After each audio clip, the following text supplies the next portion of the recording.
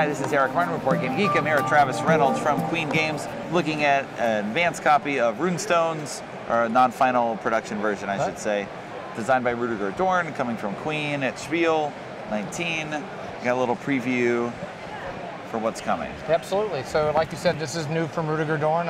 Hopefully, everybody knows him. He did our great game Luxor the last year. So, this is the latest title we have.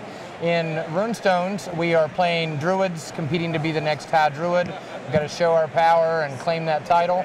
And we're going to do that through a deck building mechanism. So we're all going to start with a hand of cards that are numbered 1 through 107, and those are our starting cards. So initially we'll draw 4, and if this is my draw, early in the game we're going to buy new cards. Those are lined up across the top of the board, and they're various monster cards. All the cards have 3 things on them. The top are all resource points. When we play for resource points, we're looking to play the cards that are going to generate the highest total that match. So for example, this hand I would play blue because it's 2, 3, and a joker. That one's not actually. That's red. So 2 and 3 would be 3. So I could buy up to as many cards as I want up there for a total of 3, which is going to be 2. So it's either going to be 1 and one of the 2s, or I could buy the 3. I take that. These go to my discard pile. Whatever I bought goes to my discard pile. Draw up to 4. So that's how we use the resource part of the card. The next thing on the card, I'm going to skip the number. We'll go back to that one last. Are the actions. If I play 2 cards, if I play 2 cards, then I'm going to always get the actions on both. This one says take a blue or a green power crystal, roll the die, which has got all sorts of different things on it. This one says, for example, collect 2 points. This one says collect ore, which we'll talk about ore later. There's all sorts of actions, and you can see across the cards up there, there are all sorts of different things. The trick about playing cards as actions, you always play them in 2 unless you have an ability that lets you break that. But after you're done, the lower card goes to your discard, and the higher card is lost from your hand. So it calls your deck automatically. So whatever the higher number is, it's gone.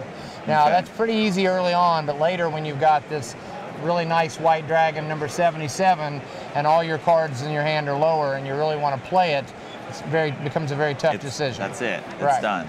So you're either looking for a card you can get higher. Anyway, when these go out of their hand, the original start druid cards, they never come back.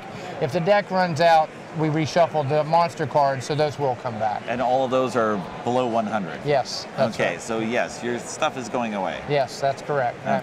So through those, we're going to collect a lot of power crystals, and that will lead us to the third thing we can do in the game, in addition to actions, buying, and then we're going to spend these to buy these artifacts up here. There are artifacts in 5 different colors. There's blue, yellow, red, green, and then white, which is a wild artifact. And we pay 2 blue for this one, 2 yellow, 3 red. These 3 have a bonus that you get with them, but we pay that, and this one is for any 4. They don't have to match, so any 4.